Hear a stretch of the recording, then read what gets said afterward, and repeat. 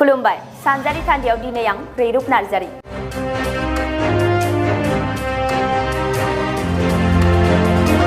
डिब्रुगढ़ जिल्लानि मरान ओनसोलाव अखाजों लोगोसे बरफ अन्थाइ गोग्लैदों। मरान आरो थिखां ओनसोलनि गोबां लामा न'-बांखौ बरफजों खोबफबजानाय गुफुर थासारियाव नुनो मोननाय जादों। बे बरफ अन्थाइ गोग्लैनाया ओनसोलनाङै गोबां गोहोम खोख्लैदों आरो गोबां न'-बां खहा खालामदों होनना खौरां मोन्दों।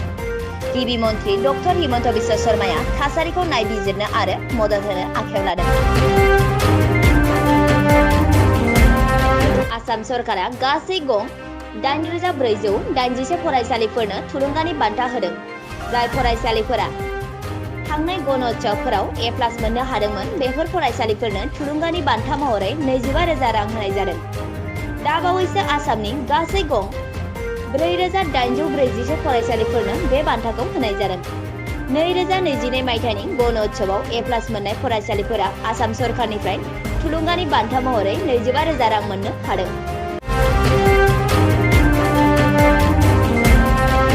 पुष्पा कमल दाहालआ नेपाल हादरनि गाहाय मन्त्रि महरै मैया समायखिरा लाबाय। बिथांनि गाहाय मन्त्रि महरै समायखिरा लानायाव भारतनि गाहाय मन्त्रि, UPनि गिबि मन्त्रि योगी आदित्यनाथ आरो गोबां दैदेनगिरिफोरा हामलायथि बावहरदों।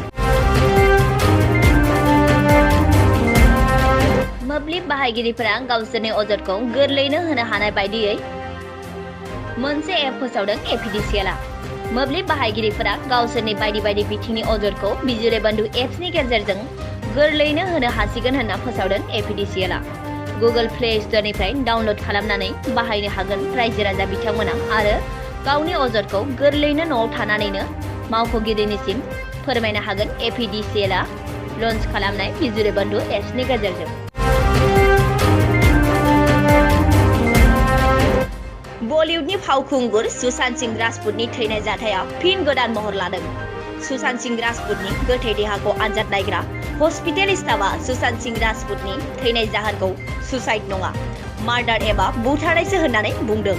2020 मायथाइनि 14 जुन खालाराव सुशांत सिंह राजपूतखौ मुम्बाइनि बाद्रायाव गावनि थाग्रा न'आव दौलें लागायनानै थैनाय थासारियाव मोननाय जादोंमोन, जायखौ लानानै हादरनाङै गोमोहाबदोंमोन।